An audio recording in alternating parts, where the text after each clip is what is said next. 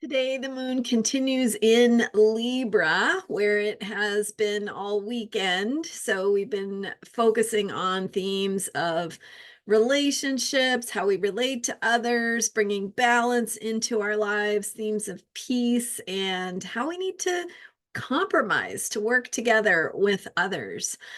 I'm Marina Orms here with your Astro Vibe for Monday, May 20th. And there are some shifts, even though we have the moon continuing in Libra. So, first of all, the sun goes into Gemini. And so we've got our monthly shift of the zodiac sign that the sun is in. And the first of 5 planets that have been in Taurus. Now going into Gemini. So, yesterday, I had a great video for you in depth on those planets in Taurus, one by one, shifting into Gemini. Not all of them will go into Gemini this month, but over time, they eventually will. And this week, 3 of them are going from Taurus into Gemini. So today, the sun. And then as we are building up toward that full moon in Sagittarius, which will come after the Scorpio moon. Thank you to my listeners for pointing that out. So we definitely have the moon going into Scorpio later today before it goes into Sagittarius on Thursday, heading into that full moon exact on Thursday. So and the time and the degree. So the degree of the full moon is 2 degrees Sagittarius. The time is listed in the description for this video. I don't have it at my fingertips, or I would say it for you, but I will list it there. So I'm trying to keep up with the things you guys are asking for, and also balance what I do, I think, really well, which is to sort of grok all the symbols and the qualities and the themes that are going on and synthesize them and present them in a way that we can carry into our lives to kind of understand, the quality of energy, the soup we're swimming in, and help that have that help inform our lives. So that's what I try to focus on. I don't always get every detail for you, and I know there are sometimes some logic that may be missing, but at any rate, that's my thinking behind it. Is like, first and foremost, I want to bring you the qualities and the themes, and sometimes that there's an intuitive synthesis of some of the details that I don't give you every detail. So at any rate, hopefully that works for you, because I have to make choices as I do these. So at any rate, so we've got the sun going into Gemini, and that means it's going from Taurus, which is an earth sign, right? Thinking about grounding and coming out of the Taurus new moon that began this moon cycle. And then with the shift of the sun into Gemini, we have a little bit more of this air sign energy. So the moon is in Libra, which is also an air sign. So today we have both the sun and moon in air signs for most of the day. And that brings us into more of a reflective place of processing our thoughts, our thinking, our ideas, how we want to put things into words. And what are words? Words are ways of communicating, right? They're ways of sharing information, but words are not the only way of sharing information. So we can read information through body language. We can read information through things that we perceive with our senses, right? Through music, through color, through the different ways that we are picking up information from our environment all the time. And then we have this very human, very, intellectual way that we can convey information, which is through language. And so it's about words and language and communication through words, but it's also all kinds of communication and the ways that information gets conveyed from one place to another, from a friend to you, from you to your cat. So whatever is coming up in terms of how information needs to be shared. and how you are organizing and synthesizing the information that you have in your awareness to process, to digest, and to learn more about. So, Gemini is also a good sign for learning, curiosity, exploration of ideas, and thinking. And so, as we one by one have the moon, the sun going into Gemini today, the moon is in Libra, so that's another air sign. But with the Gemini shift, we've got first the sun, and then Thursday, after the exact full moon, Venus going from Taurus into Gemini.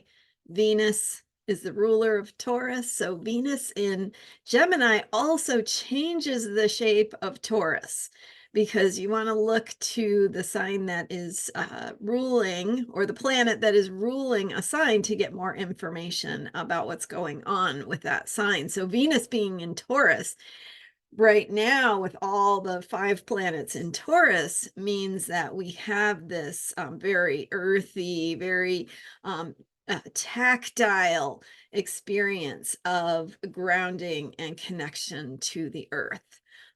Very physical, very tangible, needing things to find the box that they fit into and make sense.